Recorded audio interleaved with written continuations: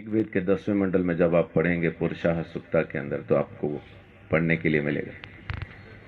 परमेश्वर को पहचाने कैसे कि वो मेरे लिए मर रहा है, उसके बारे में लिखा है कि अश्वमेघ यज्ञ का घोड़ा जिस तरह से अलग किया जाता है, वैसा ही वो पुरुष भी जब बलि किया जाएगा, अलग किया जाएगा, और उसके सिर पे कांटों का गुच्छा सिर्फ इसलिए रखा जाएगा ताकि आप पहचान पाएं ये है वो मुक्तिदाता जो मेरे लिए मरता। ये बात मैं परमेश्वर की कर रहा हूं, ईसाइयों की कर नहीं रहा। ईसाई की सुन के अगर समझ के सुनेंगे, आपकी समझ के बिल्कुल बाहर बातचीत है। एक ईसाई बोलता है, हिंदू सुनता है, कुछ समझ में नहीं आता। लेकिन जब एक पापी बोलता है मैंने उद्धार पाया, आप भी पा सकते हैं और परमेश्वर की जरूरत आपको भी है, तो समझ में आने लगता। तो इसलिए हिंदू मुस्लिम सिख ईसाई की चादर तो पहले उतार के फेंक दे। परमेश्वर चाहिए तो हिंदू को मिलेगा नहीं, किधर भी लिखवा लो। सिख को मिलेगा नहीं, मुसलमान को मिलेगा नहीं, ईसाई को मिलेगा नहीं, मिलेगा इंसान को। उस इंसान को जो पापी है, स्वीकार करता है कि मैं हूं पापी और मुझे एक मुक्तिदाता की जरूरत है, उसी को तो मिलेगा। पहलवान को डॉक्टर की क्या जरूरत है? जरूरत तो मरीज को है। तो धर्मी को परमेश्वर नहीं चाहिए, परमेश्वर तो पापियों को चाहिए, और पापियों को बचाने ही वो जमीन पे आया है। यही उसकी मोहब्बत है। सो मैं अपनी बात को यहां खत्म करता हूं कि परमेश्वर प्रेम है। बाइबल के अंदर लिखा है, पहला यूहन्ना की पत्री में 4 अध्याय में लिखा है कि परमेश्वर प्रेम है। उसके प्रेम को समझेंगे तो आप अपने पापों से मुक्ति पा सकेंगे। दोबारा जन्म होना नहीं है आपका।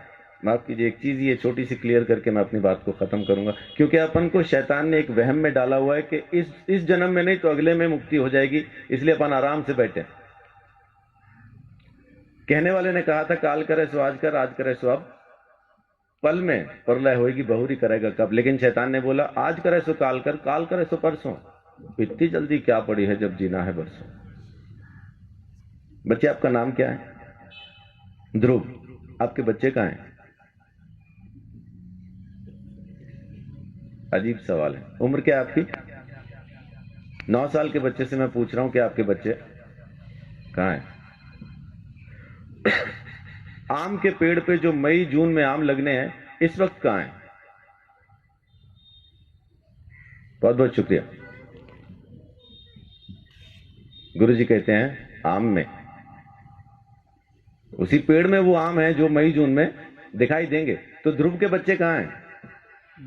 ध्रुव में।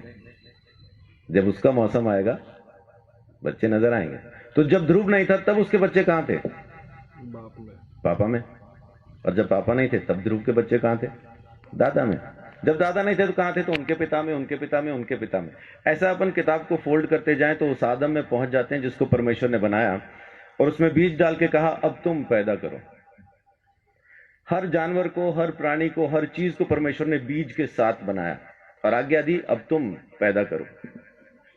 तो जब परमेश्वर ने आदम को बनाया, हम आदम में थे। जब परमेश्वर ने आदम को यह आज्ञा दी ये फल ना खाना, तब हम आदम में थे। जब आदम ने आज्ञा तोड़ी तब हम आदम में थे। जब आदम परमेश्वर से अलग हुआ तब हम आदम में थे। इसी तरह से हम परमेश्वर से अलग हो गए। हमने किया कुछ नहीं, खाया पिया कुछ नहीं, गिलास तोड़ा 12 आना किया आदम ने, अलग हम हो गए।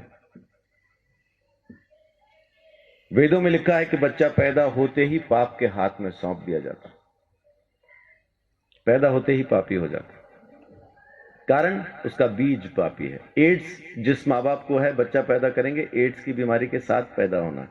इस वजह से हम पैदा ही पापी होते हैं, इसलिए हमें मुक्ति की जरूरत है। और अगर मुक्ति हम खुद ले सकते होते तो मुक्ति दाता शब्द कभी आता नहीं। देने वाला हमको जरूर चाहिए, वो एक ही है। परमेश्वर ने हमारे लिए मुक्ति का रास्ता खोला, स्वयं हमारे लिए बलिदान दिया ताकि हम हमारे गुनाह से आजाद हो जाएं। ये उसकी मोहब्बत नहीं तो और क्या है। तो उसकी मोहब्बत से आप अभी इसी वक्त मुक्ति पा सकते हैं। आपको जन्मों का इंतजार करना नहीं, क्योंकि यही एक जन्म है, दोबारा होगा नहीं। आज के बाद दोबारा हम कभी पैदा नहीं होंगे।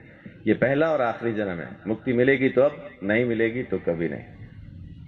सो परमेश्वर प्रेम है, उसके प्रेम को समझें, उसके दिए हुए उद्धार को समझें। यीशु मसीह ने मेरे लिए मेरे सारे दंड को सह लिया और मेरे गुनाहों से मुझे आजाद किया। ये काम उसने आपके लिए भी किया है, बस आपको स्वीकार करना है। परमेश्वर आप सबको बहुत आशीष दे। बड़ी बात है।